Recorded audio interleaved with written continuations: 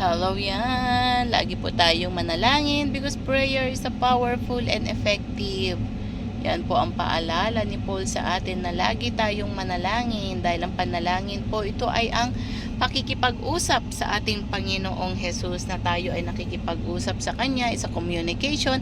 Parang kami na bilang mga OFW malayo, kailangan may communication sa ating pamilya sa Pilipinas, 'di ba? Noon sulat-sulat lang yung mga ginagawa natin. Tapos after that is yung voice tape para marinig natin yung boses. Magvo-voice tape tayo, maririnig nila, sisend natin after 1 week, ganun.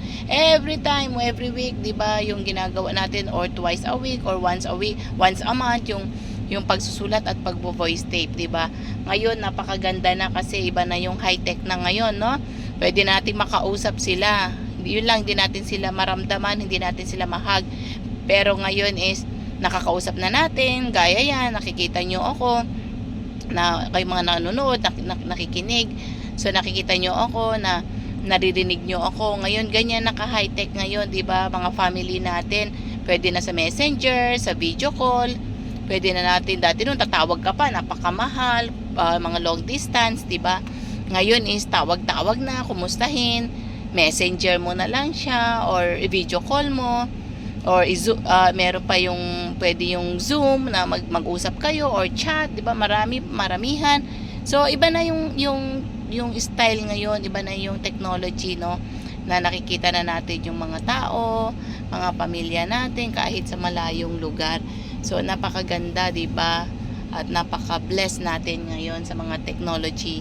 Nanawa ang mga technology ito ay magamit sa kaluwalhatian ng ating Panginoon at magamit sa presensya ng God at syempre sa families natin na hindi magamit sa mga kalokohan or what, diba?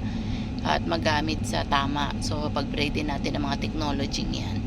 And of course, yun nga yung marami na yung mga AU, diba? Yung AI, mga ganyan. Dami nang lumalabas, no? Mga artificial intelligence. So wow, grabe ko. Iba-iba na talaga ngayon. Patindi ng patindi yung mga high-tech ng high-tech. Yung mga gadget na ngayon, 'di ba? So, yun, parang the same as that. So, we need also to pray with the Lord, no? A matter of prayer lang, a matter of sabihin natin na Lord help me, Lord be with me, Lord protect me. Manalangin tayo, hindi naman yung manalangin na pupunta ka pa ng simbahan. Kung saan ka, manalangin ka. Kung nabibigatan ka, kung hindi man, everything give praise unto God. Lahat ng gagawin mo ay pasalamat sa ating Panginoon at manalangin kasi yung gabay ay galing naman sa ating Panginoon. Gagabayan niya tayo, iingatan niya tayo. At syempre kailangan niya tayo, 'di ba? Yun naman yung nais natin ngayon na mangyari. So always pray, and of course sabi nga sa Thessalonians is lagi tayong manalangin. Pray without ceasing. Anytime, any place, nasaan ka man, kahit di ka nagsasalita, yung mind mo, yung puso mo, nagpe-pray na yan. Alam naman ng Panginoon kung ano yung nasa puso po natin, diba? Alam niya kung ano yung mga nasa isip natin. Alam niya kung paano tayo nakipag-communicate sa Kanya.